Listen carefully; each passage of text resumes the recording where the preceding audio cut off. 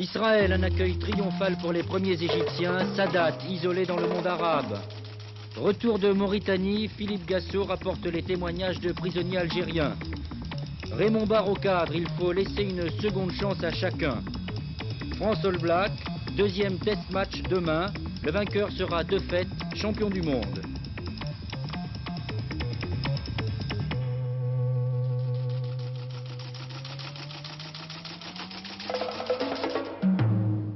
Mesdames, Messieurs, bonsoir. Avant toute chose, je voudrais vous demander de regarder et surtout d'écouter ceci.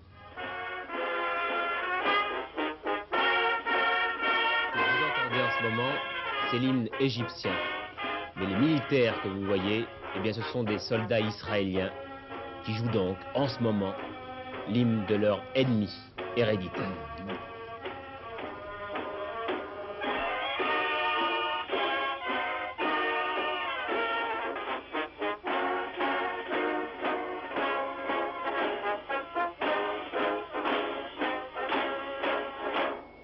Je crois que c'était la meilleure image pour vous prouver que le Proche-Orient, ce soir, est saisi de fièvre. Mais ce n'est plus la fièvre belliqueuse de ces 30 dernières années. Et en fait, il y a manière et manière d'être enfiévré. La manière israélienne, qui est aussi, si je puis dire, la manière sadatienne, l'émotion, l'impatience à la veille d'un grand jour, ce sont d'ailleurs les mots qu'Anwar el-Sadat a employés au téléphone avec Jimmy Carter. Et puis, deuxième sorte de fièvre, la fièvre d'affolement, de crainte. C'est le cas d'un bon nombre de pays arabes très réticents ou même souvent hostiles à l'initiative du président Sadat. Par exemple, les Syriens qui viennent de décréter un jour de deuil national pour demain. C'est le cas aussi des Palestiniens. L'OLP a appelé à la grève dans les territoires conquis il y a 10 ans pour exprimer, je cite, la violente colère des Palestiniens contre le président Sadat. Mais Anwar el-Sadat a joué très vite et dès ce matin, pour la première fois depuis des temps immémoriaux, un avion égyptien se posait sur l'aéroport de Tel Aviv avec à son bord la délégation chargée de préparer la visite. Le couloir aérien qu'a emprunté cet avion égyptien est encore un secret militaire. Il ne sera pas dévoilé avant la fin de la visite du président Sadat en Israël. Un secret militaire israélo-égyptien, car c'est par la même route que le président Sadat arrivera demain. À bord de cet avion, ceux qui ont pour tâche de s'occuper de la sécurité. Il y avait foule autour de l'avion. Tous les employés de l'aéroport Ben Gurion voulaient voir ce moment historique où le chef de cabinet du président Sadat allait serrer la main du chef de cabinet de M. Begin. Ce fut même un moment la ruée. Les Israéliens voulaient tous monter dans l'appareil égyptien. Le commandant de bord dut relever la passerelle pour les en empêcher. C'est dans 30 ans qu'ils ont l'Air Israël, c'est la première fois que je vois l'avion égyptien. La première fois. Ça c'est un miracle. Ça, c'est un miracle pour tous les Juifs d'Israël. C'est un rêve, un vrai rêve. Je ne m'attendais pas du tout. Personne n'y croit encore. J'y suis là, je vois la délégation d'Égypte qui arrive dans l'avion et je n'y crois pas encore. Je comparais cette arrivée historique comme la sortie des Israéliens d'Égypte pendant le temps de Pharaon. Parce qu'avant la guerre, à 20 octobre, j'avais 4 enfants dans la guerre, moi. C'est pour ça que je pleure maintenant. Je vais tous les Juifs qui font la paix. 4 enfants dans la guerre, octobre, moi. C'est comme un rêve. C'est comme un rêve. Et je crois que c'est un très grand moment. C'est un sabbat extraordinaire qui commence ce soir à Jérusalem. Le grand rabbin d'Israël a demandé que dès ce soir, dans toutes les synagogues, les prières soient dites pour que les entretiens de demain entre le président Sadat et M. Begin portent des fruits qui permettront peut-être un jour de voir la paix s'instaurer au Proche-Orient. Il est certain que dans ces rues vides de Jérusalem, car c'est le sabbat et tout le monde est chez soi, une certaine émotion règne. Tout au long de la journée, des gens ont acheté des drapeaux israéliens et des drapeaux égyptiens. Une seule fabrique de drapeaux en Israël et son responsable était submergé de commandes. Heureusement, quelques milliers de drapeaux sont arrivés ce matin du Caire avec ce premier avion égyptien. Tout le monde a acheté des drapeaux, des Israéliens et des Arabes. Tout le monde veut les mettre devant chez soi. Ici, tout le monde veut la paix. Est-ce qu'on a acheté de ces drapeaux en Cisjordanie? Oui, à Ramallah. En Cisjordanie, on en a acheté ce matin 2000 environ. Cisjordanie, l'enthousiasme n'est pas total. Certains maires l'ont même dénoncé, ainsi que les étudiants de l'université palestinienne de Birzeit. Que pensez-vous de la visite de Sadat en Israël? Sadat ne représente que lui-même ainsi que quelques leaders réactionnaires en Égypte. Et si Sadat venait en Cisjordanie?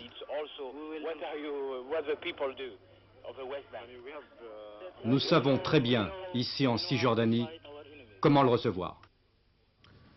Voilà donc pour le programme de ces 3 journées exceptionnelles, un programme dont je vous répète que les grands moments seront diffusés en direct sur Antenne 2. L'arrivée samedi soir, le discours de la Knesset dimanche après-midi, puis une édition spéciale de notre journal sera consacrée à l'événement lundi soir. Et puis Jean-François Kahn présentera un dossier spécial toujours sur cet événement demain dans Samedi et demi, donc demain à midi et demi. Voyons maintenant les protagonistes, les hommes qui demain soir vont se serrer la main, à commencer d'abord par celui qui est à l'origine de tout, Anwar el-Sadat, dont beaucoup pensaient il y a une semaine que sa proposition de voyage en Israël n'était qu'une simple boutade. Le colonel Béni Oui-Oui, voilà comment 35 millions d'Égyptiens avaient surnommé ce fils de paysan du delta du Nil, ancien officier de la révolution de 52, quand il prête serment après la mort de Nasser en septembre 70. Sadat a toujours vécu dans l'ombre du Raïs. On dit qu'il est très effacé pour gouverner et qu'il sera un simple président de transition. Les relations avec les soviétiques sont à leur apogée. Quand le président Podgorny vient signer un nouveau traité d'amitié, près de 5000 experts soviétiques travaillent en Égypte. L'URSS sera pourtant la cible de Sadat, qui se débarrasse d'abord de l'aile pro-soviétique de son régime et en juillet 72 annonce qu'il renvoie chez eux 2000 experts soviétiques. Plus rien n'arrête le président Sadat dans sa marche vers Washington. Quand il annonce que 72 sera une année décisive dans le conflit du Proche-Orient, personne ne le croit. Pourtant, un an plus tard, le 6 octobre 73, les armées égyptiennes traversent le canal de Suez et foncent dans le Sinaï. Sadat a décidé de crever l'abcès. C'est la revanche du monde arabe, l'honneur retrouvé. La guerre d'octobre est un échec militaire pour Sadat, mais une victoire politique. L'Égypte renoue alors ses relations avec Washington. Sadat fait une confiance totale à la mission du secrétaire d'État américain Henry Kissinger, qui aboutit à la signature de l'accord du kilomètre 101. C'est le premier pas de Sadat vers Israël. Pour la première fois, Israéliens et Égyptiens se serrent la main sur la route du Caire. Sadat a ouvert la brèche. 4 ans après la guerre d'octobre, Sadat est devenu l'homme des Américains au Proche-Orient. Les Soviétiques ont cessé leur livraison d'armes à l'Égypte.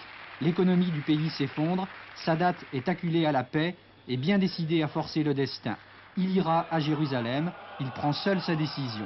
Voilà pourquoi ce fidèle musulman de 58 ans ira prier dimanche matin pour la fête du sacrifice à la mosquée Al-Aqsa, symbole de la Jérusalem arabe, après ses entretiens avec M. Begin. Oui, mais pour qu'il y ait eu choc psychologique, il fallait qu'il y eût dialogue. Et ce dialogue, Menahem Begin n'a pas mis longtemps à l'accepter. Ironie de l'histoire, lorsqu'il prit les rênes du gouvernement israélien il y a 6 mois, chacun s'est dit qu'il s'agissait du Premier ministre le plus dur d'Israël depuis longtemps. En quelque sorte, un faucon transformé par la magie des événements en colombe. Le Premier ministre israélien Menahem Begin est un homme à surprise. Première surprise, lorsqu'en mai dernier, il met fin à 30 années de suprématie du Parti travailliste israélien, son parti, le Likoud, représentant la droite nationaliste et religieuse, remporte les élections législatives et M. Begin, qui a longtemps piétiné dans l'opposition, devient ici à la Knesset le nouveau chef du gouvernement israélien. Deuxième surprise, l'homme, l'un des politiciens les plus controversés d'Israël. 64 ans, de santé fragile, il a déjà eu 2 alertes cardiaques depuis son entrée en fonction il y a 7 mois. Menahem Begin a un aspect bonhomme et courtois qui cache un tempérament de fer, une foi vive et une intransigeance aiguë. Militant sioniste passionné, il fonde en 1943 le mouvement terroriste Irgun qui luttera à coups d'attentats et d'exécutions contre les Britanniques et les Arabes, s'opposant aussi à l'armée clandestine juive qui réprouve ses méthodes. Partisan convaincu du Grand Israël, de la Méditerranée au Jourdain, M. Begin s'est toujours opposé à un retrait israélien des territoires occupés et à une paix qui procéderait, a-t-il dit, d'un nouveau Munich au Proche-Orient. Fidèle à ses convictions, il défie l'opinion publique internationale et encourage la création de nouvelles colonies de peuplement juif qui, comme ici à Kadoum, se développent en Cisjordanie occupée, qui reprend les noms anciens de Judée et Samarie. Après quelques crispations, il séduit, sinon convainc, le président Carter lors de son voyage à Washington à la mi-juillet. Mais il s'oppose catégoriquement à la tentative d'entente américano-soviétique du 1er octobre qui reconnaît les droits des Palestiniens. Enfin, il se montre intraitable sur ses frontières nord et reprend les raids de représailles contre les camps palestiniens au Liban, interrompus depuis 2 ans. Troisième surprise donc, il recevra demain à Jérusalem l'ennemi héréditaire, l'Égyptien Sadat. Un coup de poker que M. Begin voudrait transformer en coup d'éclat, mais qui ne l'amènera sans doute pas à renoncer à la Cisjordanie, ni à tolérer un jour un État palestinien.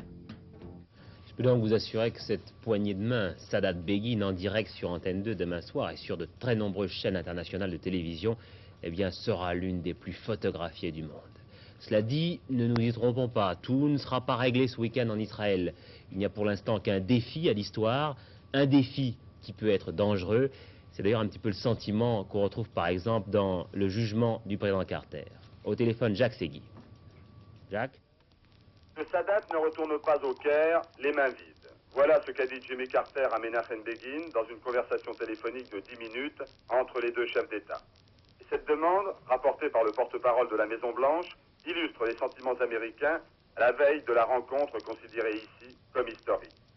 Les Américains souhaitent qu'Israël adopte une attitude de conciliation qui conforterait l'initiative du président égyptien. Elle ranimerait l'espoir d'une conférence de Genève que Carter veut traduire en succès diplomatique personnel. Aujourd'hui, les Américains sont étonnés, presque enthousiastes, mais prudents. Et demain, ils seront tous devant leur poste de télévision pour croire ce qu'ils verront, un chef d'État arabe reçu selon le protocole dans les rues de Jérusalem. Merci. Le Shah d'Iran lui-même a souhaité bonne chance au président Sadat pour son initiative courageuse, je cite, des propos qu'il a tenus sur les marches de l'Élysée à la sortie d'un déjeuner avec Valéry Giscard d'Estaing. Le souverain a par ailleurs confirmé que l'Iran demanderait à Caracas, c'est-à-dire à la conférence de l'OPEP dans un mois, le gel des prix du pétrole. Encore un entretien demain à Alger entre Claude Chaillet, l'émissaire du gouvernement français, et les responsables du Front Polisario. Ce sera le 11e du genre. Pour l'instant, rien ne filtre de ces conversations. Et pendant ce temps, sur place, en Mauritanie, l'une de nos équipes, conduite par Philippe Gassot et Patrice Duterte, a beaucoup travaillé. Et le reportage qu'il nous propose pour ce soir est, je crois, assez impressionnant. Vous y verrez notamment des prisonniers des forces mauritaniennes, des prisonniers algériens.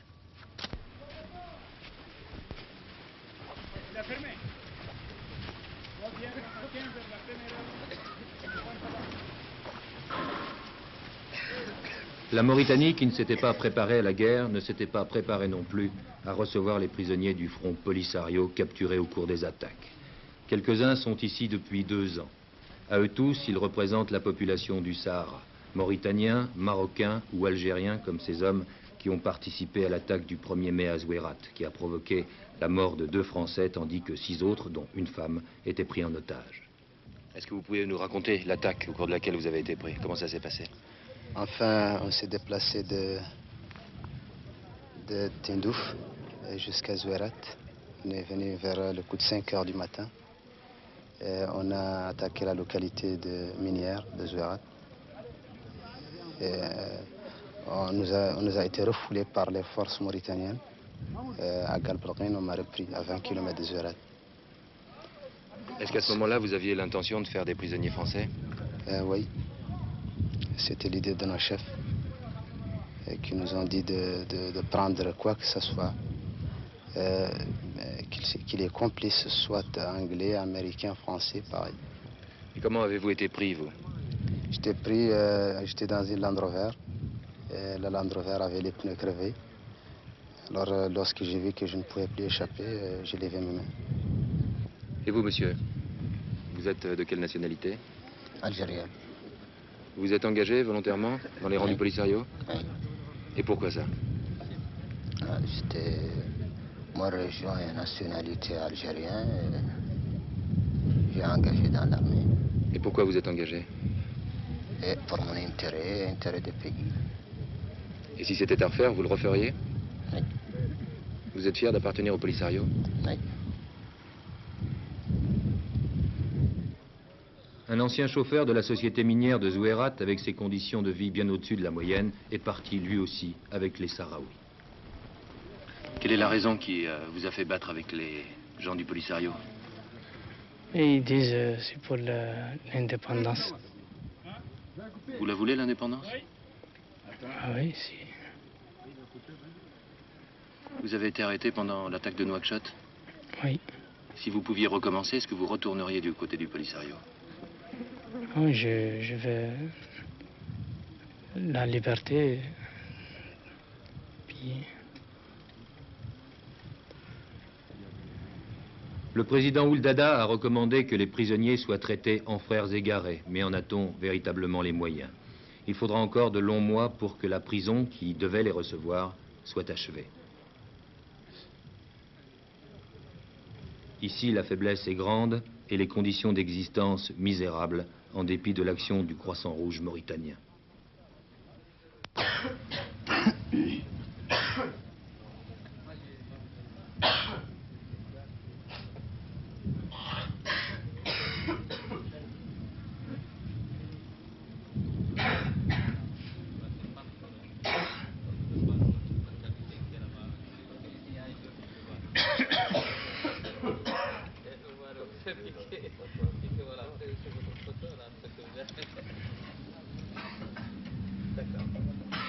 Le plus jeune a 17 ans, le plus âgé 65.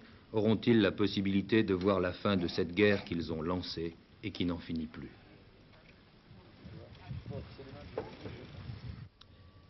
Oui, au-delà de ce reportage assez impressionnant, il faut bien comprendre que dans ce désert du Sahara, eh bien, beaucoup de familles sont coupées en deux. Le père, parfois, reste fidèle au gouvernement mauritanien et le fils s'engage dans les rangs du Front Polisario. Une manifestation en ce moment dans Paris contre l'extradition de Maître Croissant. Des incidents assez graves viennent d'éclater. Vient de me téléphoner à l'instant Henri Gallet, notre reporter sur place. Des éléments incontrôlés en tête de la manifestation ont brisé des vitrines du côté de la place de la République et se heurtent assez violemment aux forces de police. Pavés, cocktails Molotov contre grenades lacrymogènes. Je pense des images dans notre dernier journal.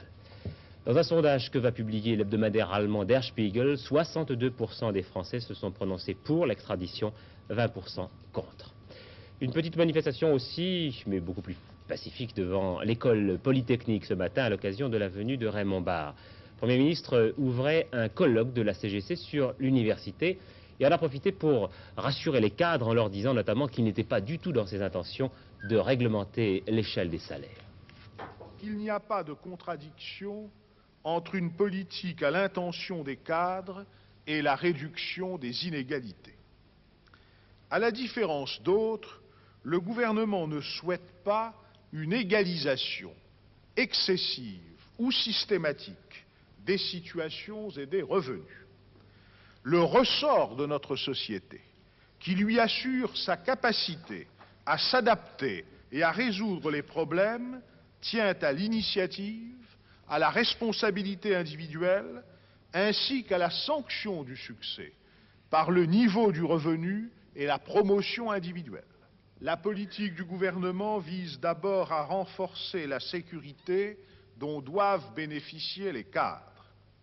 Il ne peut s'agir d'établir une sécurité rigide, réglementée, juridique et qui s'avérerait vite illusoire, mais de donner aux cadres l'assurance que leur rang, leur rôle, leur niveau de vie seront maintenus ou accrus en fonction des possibilités de l'économie.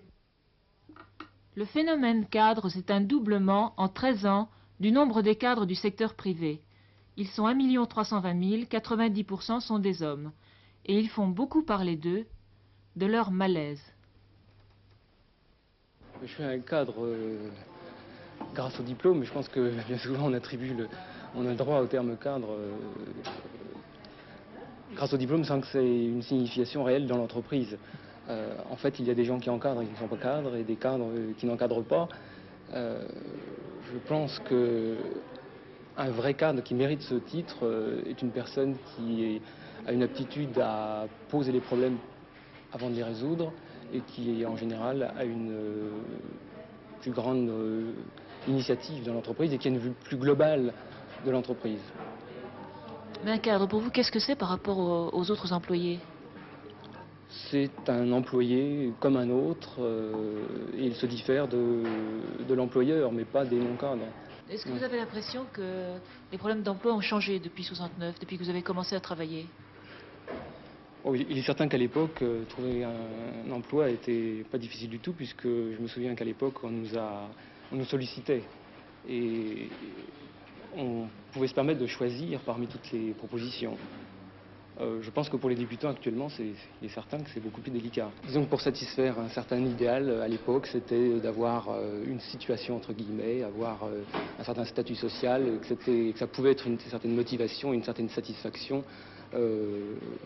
Avant 68 notamment, depuis je pense qu'on a pris un certain recul et que ce ne sont plus ces aspects-là qui peuvent réellement motiver et satisfaire les gens, qu'ils sont sans doute plus exigeants sur leur art de vivre et sur leur façon d'agir en général, et que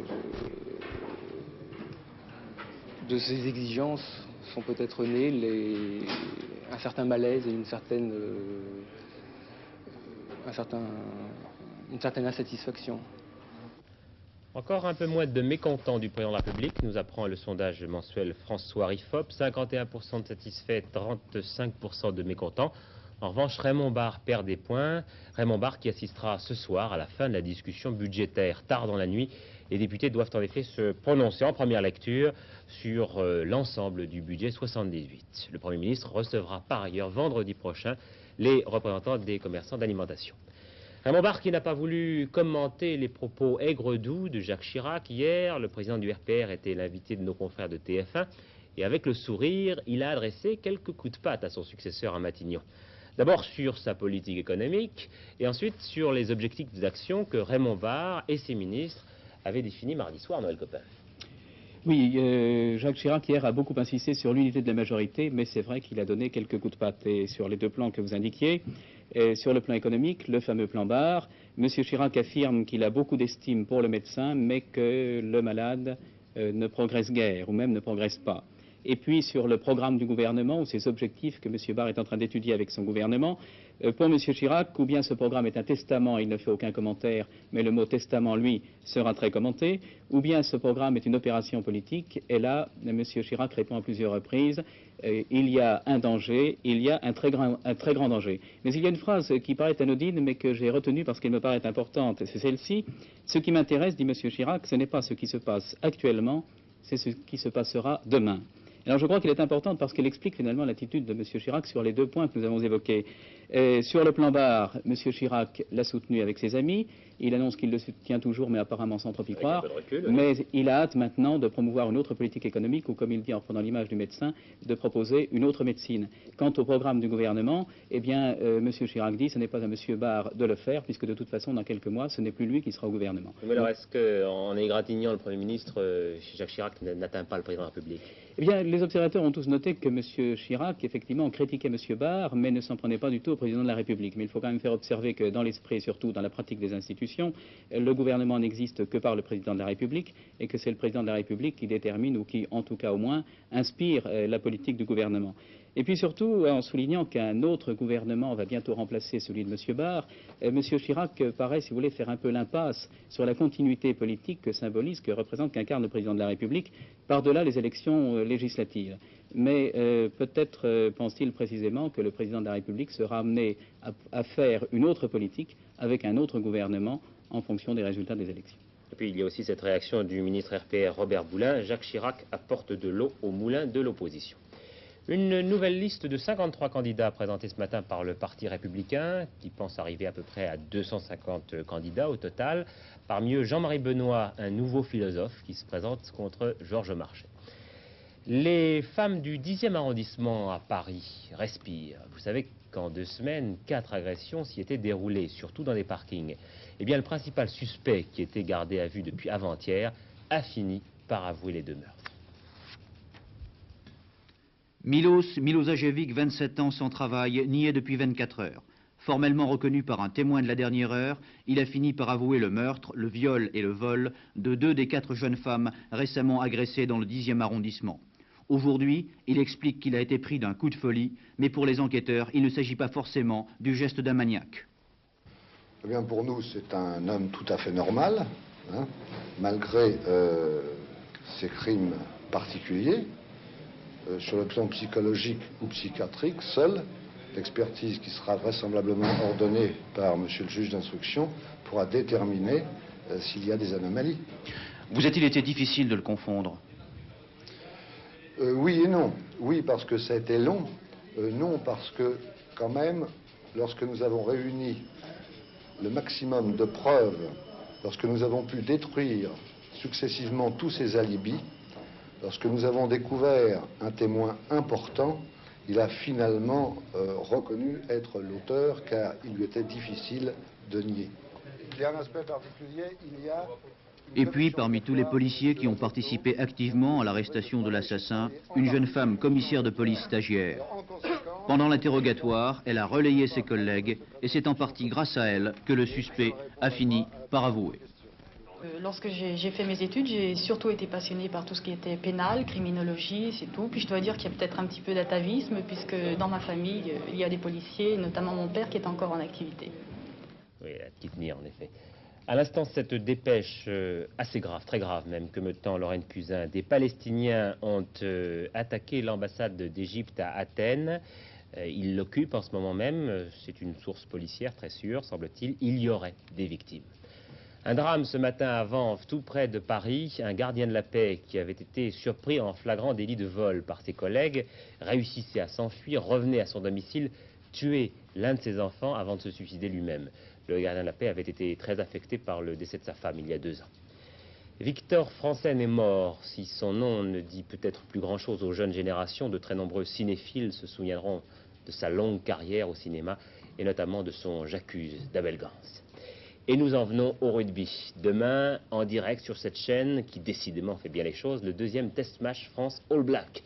Les Français ont gagné la première de leur rencontre. Il leur reste à confirmer le résultat. Et ce, dans le cadre encore plus impressionnant du Parc des Princes, qui aura vécu une folle semaine. Oui, le grand point d'interrogation pour les Blacks se pose à l'arrière. Le jeune Mac Keshney, remplaçant du titulaire Wilson blessé, aura-t-il profité des conseils du grand Don Clark arrivé à Paris ces jours derniers? C'est capital, car il ne sera guère épargné par les coups de pied à suivre de Romeu. Il y a un autre problème, très difficile à résoudre pour eux en une semaine, c'est celui du rendez-vous sur le plan physique. Car jamais une mêlée néo-zélandaise, au grand jamais, ne s'était fait enfoncer comme par celle du 15 de France à Toulouse. Bon, ça c'est le côté All Black, maintenant le côté français. Est-ce qu'on est serein, galvanisé par la victoire de l'équipe de France de football? Ça c'est certain. Ça aide. Oui, ça aide beaucoup. Ils veulent prouver qu'eux aussi ils sont très forts. D'ailleurs, je ne comprends pas cette sorte de querelle qu'on essaie d'allumer entre le football et le rugby. Les rugbymen étaient au match, ils étaient très heureux que les footballeurs aient gagné, et j'espère que les footballeurs sont très heureux aussi que la France gagne. Pourquoi? Alors, les Français, comment ils se préparent ça? Mais ils se préparent bien, je vous remercie, mais ce qu'il y a d'essentiel pour eux, c'est de bien soigner les ballons avant de les transmettre derrière. Car à Toulouse, effectivement, on a remarqué que les 3/4 n'étaient pas très gâtés, que les balles n'étaient pas très négociables, très consommables. Et je crois que c'est le seul point, parce que pour le reste, l'équipe de France a fait ses preuves. Mais je crois de toute façon, ça je tiens à le dire, je crois que de toute façon, le match que nous verrons demain au Parc des Princes sera un grand match. Sur Antenne 2, à quelle heure? 14h50. Voilà. Avec Alba Leggio et Couler. Oui, j'aurais dû le lire. Ne partez pas, Roger Couler. Vous allez voir, dans quelques secondes, le chanteur américain Andy Williams vous présenter la plus belle fille du monde. Vous allez la voir. Elle a 20 ans, de grands yeux bleus et une longue chevelure blonde. Nous allons regarder. 1977. Voilà, ça c'est ses mensurations 81, 60, 88, harmonieusement réparties sur 1m70. Elle s'appelle Mary Stavins, avant d'être sacrée Miss Monde hier devant 69 concurrentes. Elle était tout simplement Miss Suède, ce qui nous prouve que cela reste encore une spécialité du pays des roulements à billes. Sur ces belles pensées, je vous livre les prévisions de la météo pour demain. Je vous conseille la prudence si vous devez vous rendre dans le nord-est et dans le centre. N'oubliez pas votre parapluie car il pleuvra sur ces régions demain matin. Sur le reste du pays, il y a des brumes et des brouillards. Un pull-over ne sera pas de trop l'après-midi car la neige pourrait bien faire sa réapparition, surtout en montagne. Pour dimanche, léger adoucissement du Bordelais au nord des Alpes. Dans le sud du pays, le temps sera simplement frais. La dernière édition du journal à 22h30, c'est avant le Ciné-Club et après Apostrophe. Et c'est Patrick Lecoq qui vous la présentera. Je vous souhaite à tous une très très bonne soirée et une excellente fin de semaine. À lundi.